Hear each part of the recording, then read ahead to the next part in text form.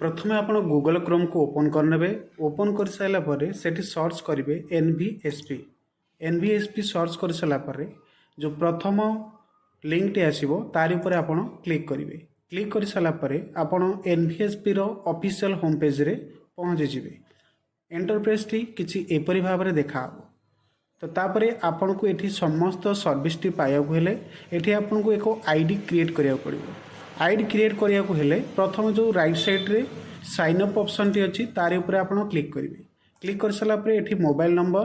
Email ID आपन optional अछि captcha fill करिकी कंटिन्यू ऊपर क्लिक करिवे क्लिक कर साला परे आपनकर मोबाइल नंबर को एक ओटीपी जीवो ओटीपी आपन एटी एंटर करके वेरीफाई करिवे वेरीफाई कर साला परे आपनकर आधार कार्ड रे जेमते ना लिखा हिजी आपन सेमिति प्रथम नाम एवं द्वितीय नाम लिखिकी एंटर करिवे एंटर कर साला परे आपनकर आईडी क्रिएट हो जिवो आईडी क्रिएट हो साइला परे आपन लॉगिन ऊपर क्लिक करिवे से नंबर को एठी डायल करिवे डायल कर साला परे कैप्चा फिल करिकी रिक्वेस्ट ओटीपी ऊपर क्लिक करिवे या परे आपन के को ओटीपी रिसीव हबो ओटीपी रिसीव हो सारा पर आपन ओटीपी एंटर करिवे एवं एंटर कर सारा पर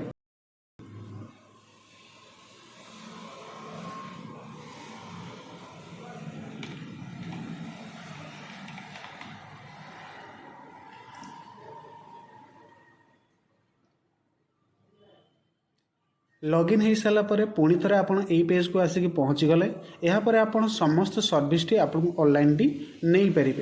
तो आज भिडियोटी आम जाना कि आपणकर भोटर कार्ड रे ना करेक्शन आपणकर डेट ऑफ बर्थ करेक्शन किंबा आपण एड्रेस करेक्शन किंबा आपणकर जेंडर करेक्शन किंबा आपणकर एड्रेस उपरे कौन सी अपडेट करेंगे बा निजर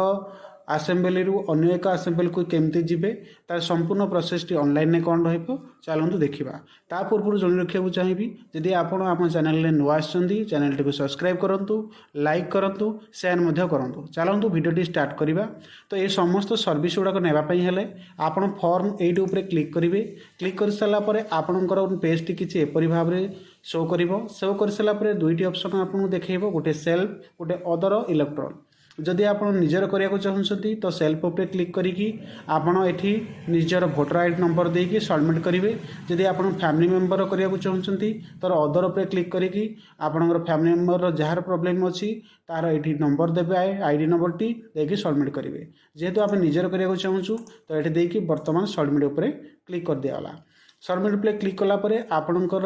से आईडी नंबर रे जहाँ भी इनफॉरमेशन अच्छी ये आपको शो कर सिंपल आप ओके कर दिंतु ओके कर सारा पर सेकेंड ऑप्शन रे जो ऑप्शन टी अच्छी करेक्शन करने आप सेकेंड ऑप्शन सिलेक्शन करा पड़ो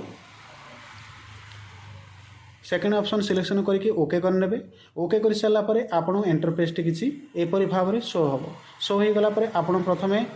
एटी देखिए आपणकर स्टेट डिस्ट्रिक्ट आपणकर आसेम्बली नंबर एवं आप आसेम्बली कौटी अच्छी आप संपूर्ण ठीक अच्छी आप नेक्स्ट उपर क्लिक कर सारा पर एटी आपन को तीनोटी ऑप्शन देखेबो जेमती कि आपन ना देखेबो आपन एपिक नंबर टी देखेबो त्या सहित आपन आधार नंबर देबाको पड़िबो मोबाइल नंबर देबाको पड़िबो ईमेल आईडी नंबर देबाको पड़िबो जदि आपनकर आधार नंबर निहाती भाव में थिबो तो ये क्लिक करके आधार नंबर देवे यदि नथिबो तो एठी क्लिक करके आपन एठी नो उपरे मध्य क्लिक करि पारंती एठी संपूर्ण डिटेल्स दे साला परे नेक्स्ट उपरे आपन क्लिक करिवे नेक्स्ट उपरे क्लिक कर साला परे सी ऑप्शन टी आपन सेमति रहया को पड़ी जिवो एवं तापरे आपनकर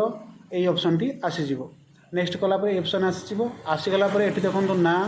जेंडर डेट ऑफ बर्थ आपन relation type relation name address mobile number photo तो यही ऑप्शन गुड़ाक आपड़ ये करेक्शन करेंगे। तो जहाँ भर आप चारोटी ऑप्शन एकाथरे आप करेक्शन करेंगे जहाँ भी आप करेक्शन करेंगे ता अनुसार आप डॉक्यूमेंट दिखाई आप डॉक्यूमेंट सिलेक्ट करेंगे और प्रत्येक डॉक्यूमेंट टी आप जेपीजी पीएनजी और पीडीएफ माध्यम 2 MB मध्य आप स्कान कर रखिथे आप अपलोड करेंगे जहाँ भी आप अपडेट करुँच सहित आप सबुत देखो आधार कार्ड थी जब आप पाखे अच्छी तो निश्चित भाव में आधार कार्ड रे आपंकर संपूर्ण अपडेट टी संपूर्ण हो गला ये आप नेक्स्ट करेंगे नेक्स्ट कर सारापर आप जो फॉर्म भरुचंती एठी आपन डिक्लेरेशन ने आपन सेम डेट आसीबो एवं डिक्लेयर ए जगह रे आपन जे जगहटर ना लेबे नेक्स्ट करेंगे नेक्स्ट कर सारापर ये कैप्चर फिल करेंगे कैप्चर फिल कर सारापर आपंकर ये गोटे ओटीपी ऑप्शन आसो ओटीपी उपर क्लिक करने क्लिक कर सारापर आपंकर रजिस्टर्ड मोबाइल नंबर को एक ओटीपी जीव ओटीपी आप एंटर करके ओके करेंगे ओके कर सारापर ये आपन को ई साइन सुविधा रही ई साइन आप क्लिक करने ई साइन क्लिक कर सारापर आपणकर आधार कार्ड नंबर से एंटर करेंगे एंटर करके ओके करेंगे आपन एक ओटीपी रिसीव हम तापर आप एंटर कर सारापर आप ओटीपी तार एक्नोलेजमेंट नंबर आसो एवं तापर आप सबमिट उपर क्लिक करेंगे सबमिट उपर क्लिक कर सारापर आपणकर फर्मटी रिडायरेक्ट हो आपन को यही पेज को आसीगला आप गोटे ट्रैकिंग नंबर से मिल आप जो ट्रैक करने चाहते जो ट्रैक एप्लिकेशन नंबर उपर क्लिक करेंगे ये आपंकर reference number tracking number T देवे और सबमिट उपर क्लिक करेंगे तापर ये आप ओवरव्यू हो आपंकर एप्लिकेशन केते बाट और कौ जगह पहुँची ये था इनफर्मेशन टी आप भोटर कार्ड रे निज तरफ किपर भाव में घरे बसिक करेक्शन करेंगे आपड़ भिडियोटी जब भल लगी तो निश्चित भाव में लाइक करेंगे शेयर करेंगे आज ये जय जगन्नाथ धन्यवाद।